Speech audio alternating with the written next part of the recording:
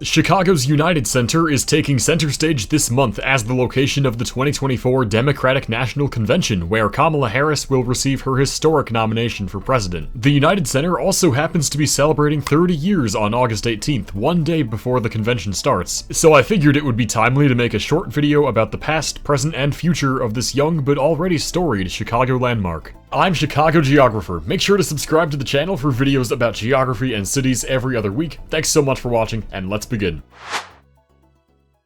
Here's a bit of context about the United Center to get us started. It's of course located in Chicago, specifically on the west side about 2 miles west of its downtown loop. It's an indoor arena and home of the Chicago Bulls of the NBA and Chicago Blackhawks of the NHL. The name United Center comes from United Airlines, which has sponsored the arena since its opening in 1994. It's the largest stadium by capacity in the NBA and second largest in the NHL, and although it's barely 30 years old, this makes it among the oldest stadiums in both leagues. The United Center was built to replace the legendary Chicago Stadium, which was located across the street. Chicago Stadium opened back in 1929, first serving the Blackhawks and then the Bulls too, starting in 1967. For decades, it was among America's most iconic venues, nicknamed the Madhouse on Madison for its deafening crowd roars, organ performances, and steep seating. But by the 80s, its age was beginning to show, with its ice rink smaller than the new NHL regulation size and generally being seen as an outdated piece of sports infrastructure.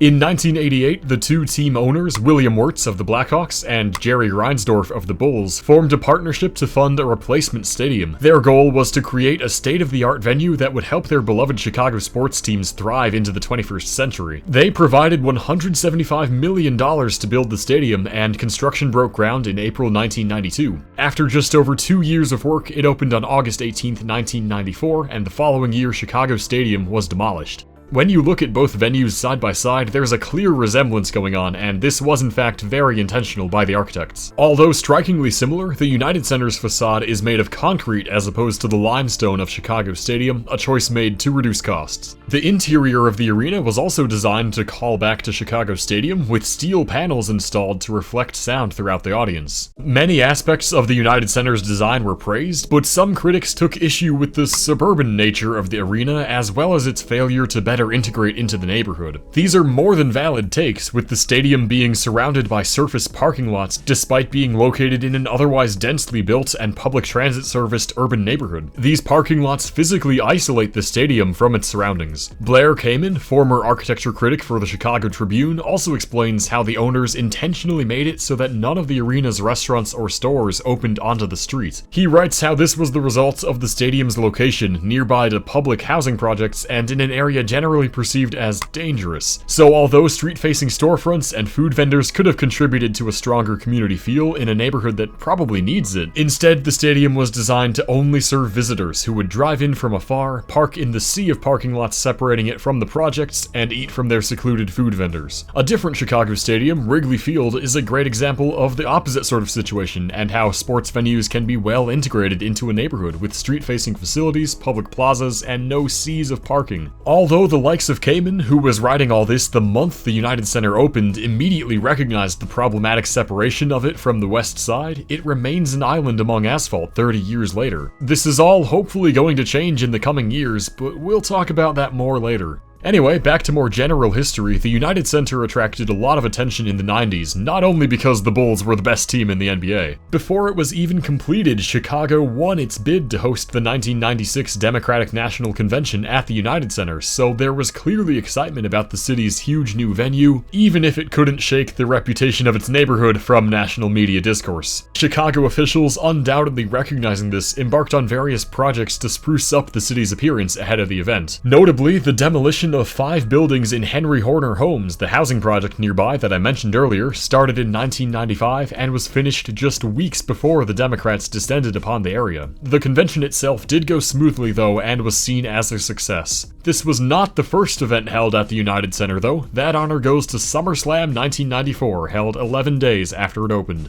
For years after its early days, the United Center went strong, often exceeding capacity at its basketball and hockey games and routinely selling out of big-name concert tickets year-round. In 2017, perhaps the biggest addition to the arena opened, an atrium space adjacent to its east edge, containing various amenities for fans and visitors, including the famous statue of Michael Jordan. A few years later, during the COVID-19 pandemic, the United Center became an important logistics center for the city's efforts to combat the disease, where food supplies were stored and vaccinations distributed. Around this same time, speculation and planning began for the 2024 Democratic National Convention, and Chicago threw its hat into the ring again to host at the United Center. In April 2023, Chicago was indeed chosen from the list of finalists, which included Atlanta and New York. Officials are estimating that 50,000 people will arrive in Chicago for the convention, from the delegates to volunteers to high-profile Dems like Joe Biden and Barack Obama. Given these attendees, the current political climate of the country, and the recent assassination attempt against Republican candidate Donald Trump, United Center security will be extremely ramped up and involve both Secret Service and local Chicago police. Federal funds provided $50 million just for security measures. There's a huge security perimeter around the arena limiting pedestrian and vehicle access, and it was already in place days before the convention began.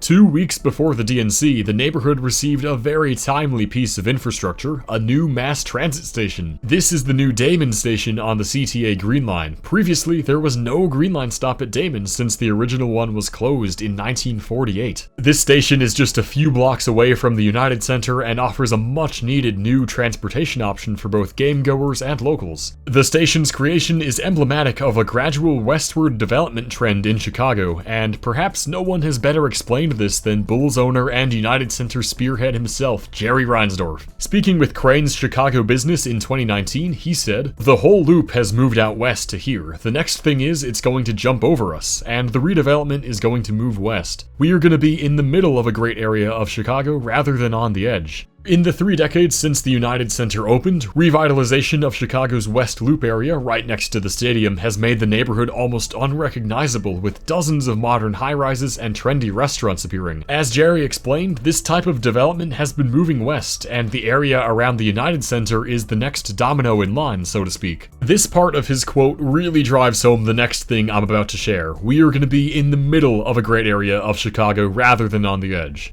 Earlier this summer, a plan called the 1901 Project was unveiled, a $7 billion redevelopment of the land surrounding the United Center. It comes from the Reinsdorf and Wirtz families, both of whom still have deep involvement with the arena and its 2 major league teams. As we've seen throughout this video, the United Center is currently surrounded by shamefully huge surface parking lots. The 1901 Project calls for this parking to be consolidated into one multi-story ramp. In the place of the surface lots, what's essentially an entirely new neighborhood. This project would be carried out in phases over the course of 10 years or more, but currently announced proposals include 5,000 units of mixed-income housing, 12,000 permanent jobs following 63,000 construction jobs, retail spaces, a music venue, hotel rooms, an elevated public park, and so much more. This is truly phenomenal stuff in my opinion, and what's more is that much like the United Center itself, the 1901 project would be privately funded rather than drawing money from taxpayers, the city, or the state. The first thing that would get built pending city council approval is the 6,000-seat music hall, which project leaders hope will begin construction in spring 2025. No matter how much or little of the 1901 project actually comes to fruition, it'll be a step in the right direction for the United Center, which, as I pointed out earlier, has long been criticized for its lack of neighborhood integration. Chicago's westward development is inevitable and continues knocking at the door of the arena, and the 1901 project demonstrates that United Center leaders are willing and able to take on a positive role in this trend. By providing new housing, employment, and entertainment opportunities to this neighborhood while simultaneously stitching the physical gap between residents and the arena, the future of the United Center and Chicago's West Side looks bright. Thank you all so much once again for watching this video. Make sure to leave a comment down below with any thoughts or reactions you have to the content you just saw. And of course, if you enjoyed it, please do make sure to subscribe to the channel as well. Thanks again, and I'll see you next time.